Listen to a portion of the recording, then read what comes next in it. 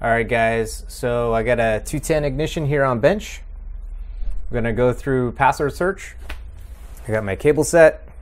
I have my regular fuse in line, and we're gonna go through the checks on how to do a password search with this thing.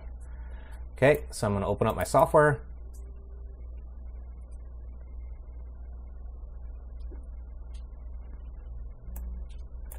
Start device in work mode, yes.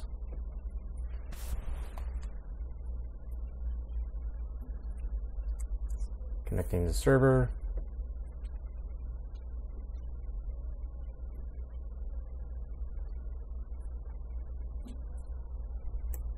Okay.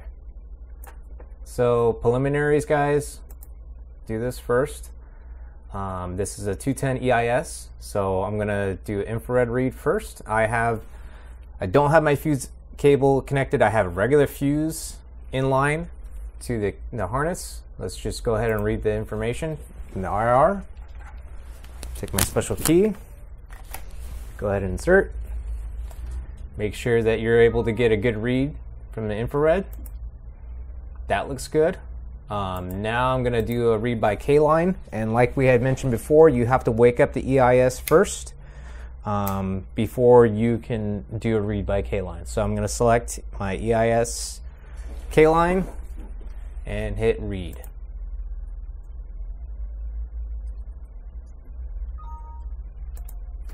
So let me go ahead and try to wake this bad boy up again.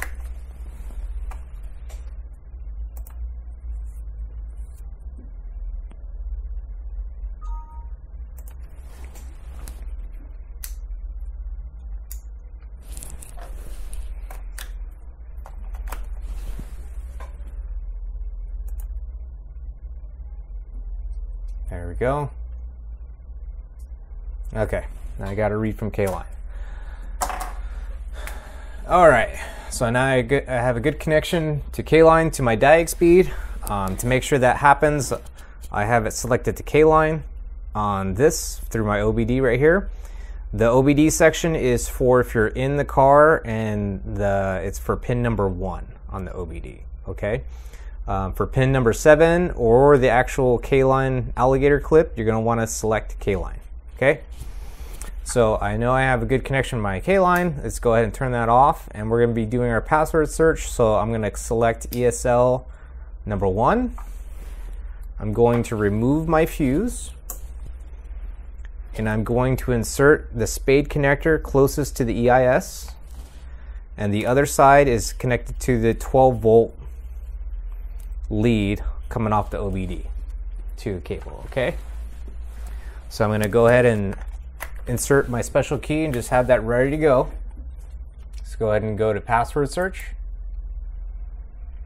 I'm going to select 210, 202, 208. I have my makeshift VIN. If you don't have, I would put the VIN number for the car physically in here. We're going to be doing an update that's going to be using the SSID from the EIS instead, but temporarily we're going to be continuing to put the VIN number in. Okay, and then we're going to be doing all lost keys. Put VIN to string VIN code before start, yes. Okay, please insert. It's already inserted. And then it's going to start the read.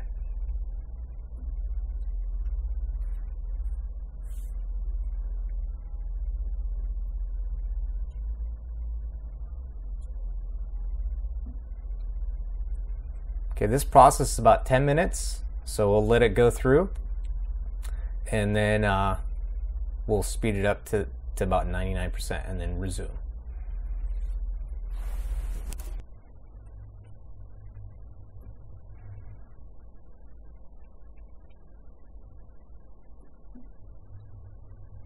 %, guys.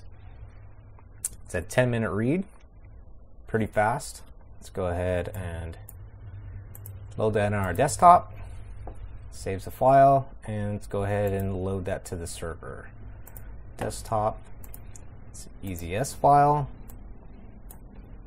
There we be, open.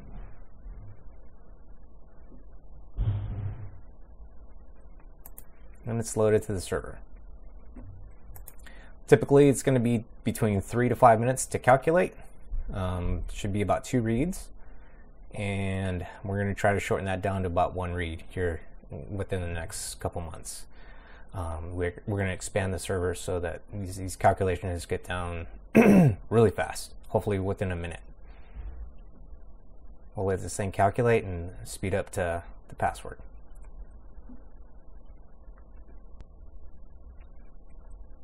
Okay, there's our password. Let's select OK.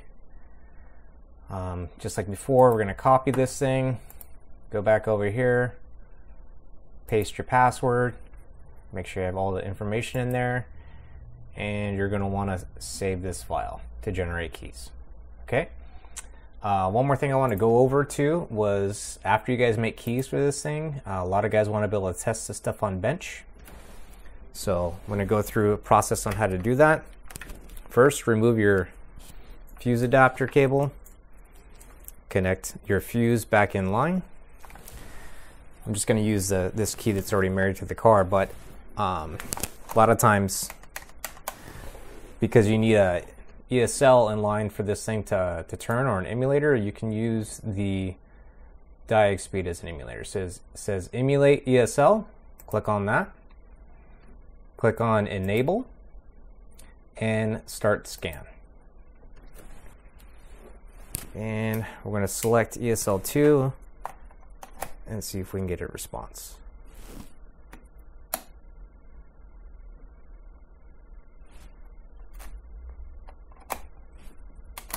There we go. Key turns. Cool. All right, guys. So that's basically how that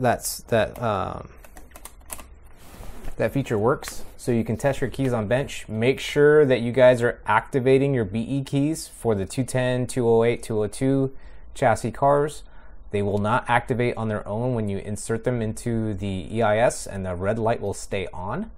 So make sure that you're reading the key in the key reader and clicking activate, activate key before you finish. And then if you want to test on bench, you can do it like this, or you can install it in the car and everything should work fine. All right, guys, so that's the gist of it. We'll be on to the next video. Thanks.